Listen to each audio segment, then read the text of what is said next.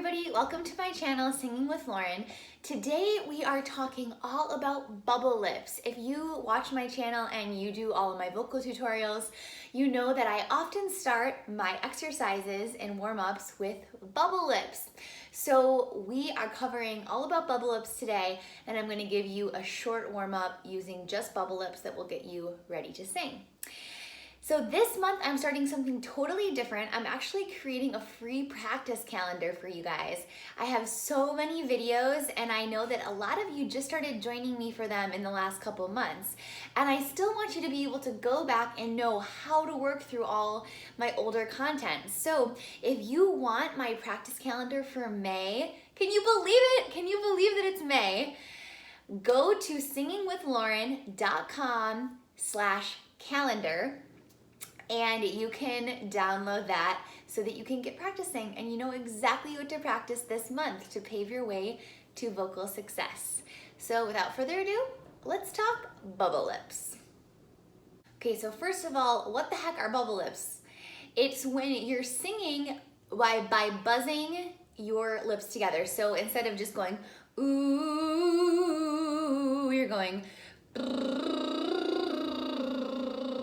this is the thing that a lot of little kids do for fun, like, and if you really can't do them, you might want to try doing it on a tongue trill. But a couple tips right from the get-go, if you have trouble doing bubble lips, is that you could try squeezing your lips together, or squeezing your cheeks together like this.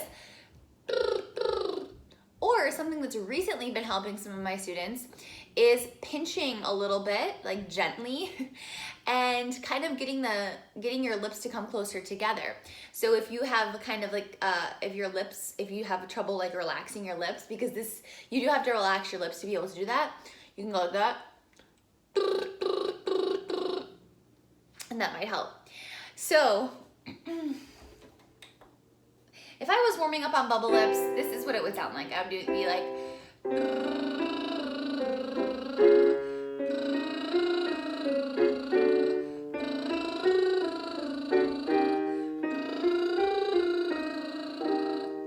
okay, so there's three things that I want to talk about.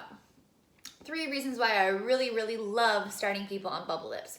The first reason is that your lips, when doing this buzzing action, are actually mimicking exactly what your vocal folds are doing to create sound. So by having that tension here of the vibration, we end up taking a ton of tension off of our necks. So sometimes somebody that's having a lot of problem just vocalizing at all, I have them do bubble lips first, and it's like magic. The second thing is that when you're doing bubble lips, you use way more air because you need more airflow to keep your lips going. For example, if I go and I stop, what happens? Lips stop. So it acts as a way to use more air more of the time while you're warming up, and it acts as a double check because when your lips stop, what does that mean? It means your airflow stopped.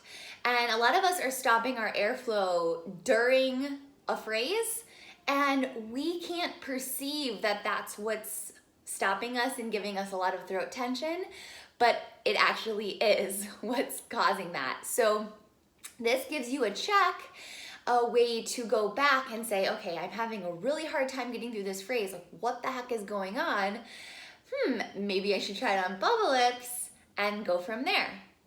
The third reason I really, really love bubble lips, and I encourage all of my students to do it, online and offline, is that it helps you focus your sound in the perfect place. What do I mean by that? A lot of times when we teach ourselves how to sing, we create a voice that we think is good. And because we don't actually sound like what we hear when we're singing, spoiler alert, that's a whole different video. But just bear with me, because when you're singing, you don't hear what you actually sound like. You're hearing the residual sound bouncing around in your head. So because of that, when we teach ourselves how to sing, oftentimes we create a much darker sound than necessary. So that means that we're focusing the vowels in the very back of our throat. This leads to that pressing down feeling. It leads to that feeling of like, am I choking myself? Question mark. And we don't want that feeling, right? So that's the feeling of going like, me, right? Or sometimes it's not that drastic. I have to, accentuate it so that you guys can hear it. But even if you ever hear somebody who's singing like, oh, it's almost kind of like a chorally sound. Nothing against choral music, but in order to get voices to blend, a lot of times the conductors do have you do a much darker tone. But what happens when we try to use that tone in our everyday singing is that it really tires us out because it adds a lot of weight to our voice. So when we do bubble lips, it allows us to kind of focus the tone in the middle of our mouth instead of really far forward, which would give you that sound, or really far back, which will give you that dark sound we just talked about. Just try doing a bubble lip with a really far back sound, like it's really hard, right? And my neighbors just decided that this moment was the perfect time to start mowing their lawn. We're gonna push onward, okay? So it's really, really hard to do bubble lips in the back of your throat, right? But then all of a sudden if you go, it is right there, right in the middle of your mouth. Same place. But this is not the same place. That's the middle focus, right? But then if I go, I can't even do it. Okay, so that's why I want you to practice your bubble lips. And let's do a warm up. Ready? We're just gonna do 1, 2, 3, 2, 1. We're gonna go up and down. Breathe.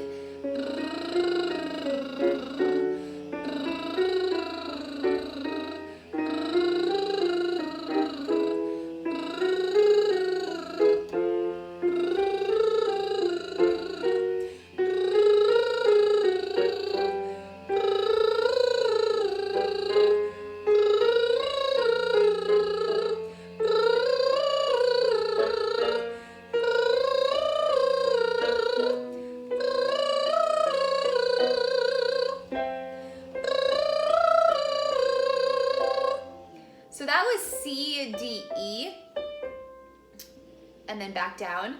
That's probably the highest you want to go on bubble lips when you're just starting out, because as you get higher, you know that we do need a little bit more space in our mouth.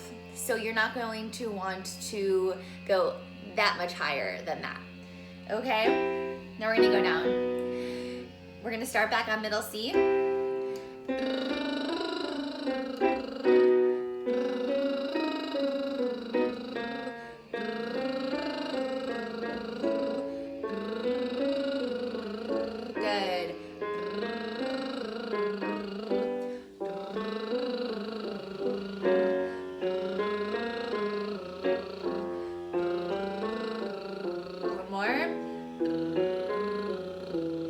Yes.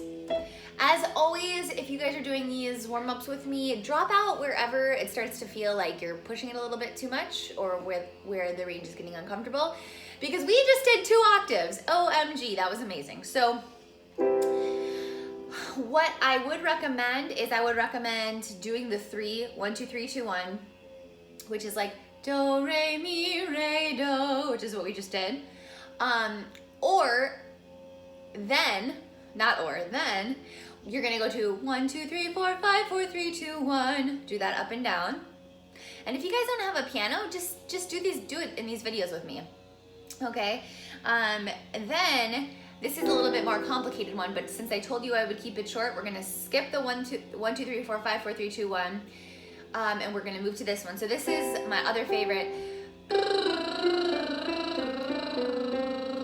So this is 5, 3, 4, 2, 3, 1, 2, 7, 1. Let's do it all together. Ready? Breathe.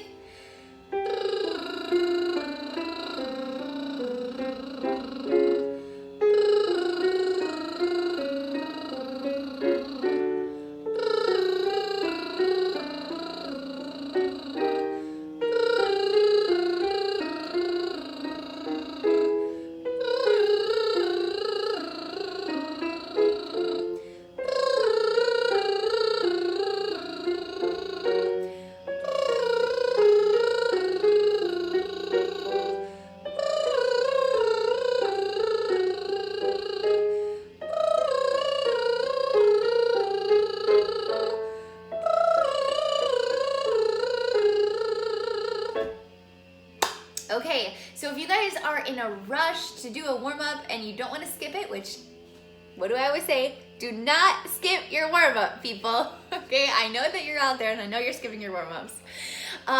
Do this one.